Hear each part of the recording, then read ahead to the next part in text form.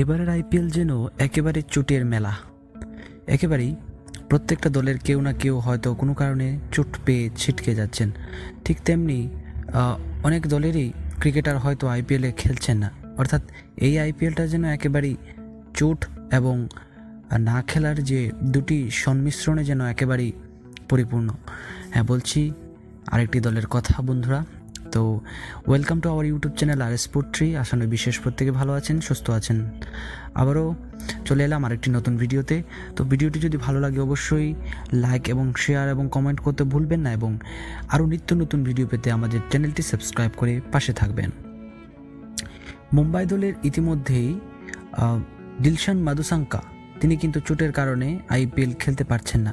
অর্থাৎ দিলশান মাদুসাঙ্কা এই first bowler, অর্থাৎ গত বিশ্বকাপের দুর্দান্ত এক ক্রিকেটারের নাম দিলশান মাদুসাঙ্কা, বাঁহাতি সেই ফার্স্ট বোলার, তিনি কিন্তু এবারে আইপিএল তিনি খেলতে পারছেন না। তিনি কিন্তু ইনজুর্ডের কারণে আইপিএল থেকে ইতিমধ্যেই তিনি নাম প্রত্যাহার করেননি, তবে তার না খেলার সম্ভাবনাটাই কিন্তু একেবারেই বেড়ে গেছে, যা খেলার সম্ভাবনা একেবারেই ক্ষীণ বললেই চলে।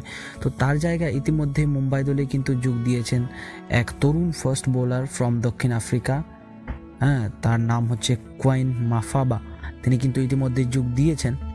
17 বছর বয়সী এই ক্রিকেটার, তার এখনও দক্ষিণ আফ্রিকার যে ইন্টারন্যাশনাল ক্রিকেটে তার কোনো এখনও ডেবিউ বা ম্যাচ খেলা হয়নি, এবং তিনি ইতিমধ্যে দুটি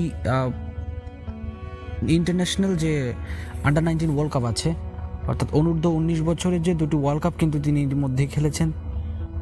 15 বছর বয়স থেকে তিনি ওয়ার্ল্ড কাপ খেলছেন আন্ডার-19, অর্থাৎ তার কিন্তু সে কিছু না কিছু অভিজ্ঞ রয়েছে। আমরা প্রত্যেকেই জানি যে মুম্বাই সবসময় কোনো না কোনো প্লেয়ার কিন্তু তৈরি করে, অর্থাৎ তরুণ থেকে শুরু করে ব্যাটসম্যান অথবা বোলার অথবা অলরাউন্ডার কিন্তু আমাদের এই মুম্বাই দল থেকে কিন্তু বেরিয়ে আসে। যে দলে কোচ রয়েছেন একেবারেই দুর্দান্ত ক্রিকেটার, তার মধ্যে সবথেকে আমি বোলিং কোচের কথা বলবো যে লাসিথ মালিঙ্গা। তার হাত ধরে কতটা এগিয়ে যেতে পারে সে কোয়াইন মাফাবা দেখার বিষয়। তিনি ইতিমধ্যে 140 এর কাছাকাছি তিনি বল করতে পারেন। এত একজন ফাস্ট বোলার, পাশে রয়েছেন জসপ্রীত বুমরা এবং তার কোচ হচ্ছেন লাসিথ মালিঙ্গা। তো তাদের সংমিশ্রণে এই মাফাবাকে কতটা এগিয়ে নিয়ে যেতে সাহায্য করে বা কতটা তিনি অভিজ্ঞতা অর্জন করতে পারবেন, এবং এখান থেকে কি বেরিয়ে তিনি ইন্টারন্যাশনাল যেটা হয় ম্যাচ অথবা ইন্টারন্যাশনালের যে টিম রয়েছে দক্ষিণ আফ্রিকাতে তিনি চান্স পাবেন কিনা, তা একমাত্র দেখার বিষয়। তো বন্ধুরা, আপনারা কমেন্ট করে জানাতে পারেন যে ইন্টারন্যাশনাল টিমে কি সে চান্স পাবে কিনা, এবং মুম্বাই টিমে সে কতটা পারফর্ম করতে পারে, এবং দিলশান মাদুসাঙ্কার এই অনুপস্থিতি মুম্বাইকে কোনো আশ্বস্তি দেবে কিনা, তা আপনারা কমেন্ট করে অবশ্যই জানাতে ভুলবেন না। তো দেখা হচ্ছে আবারও অন্য কোনো ভিডিওতে। তো ভালো থাকবেন, সুস্থ থাকবেন। এখনকার মতো এখানেই শেষ করছি।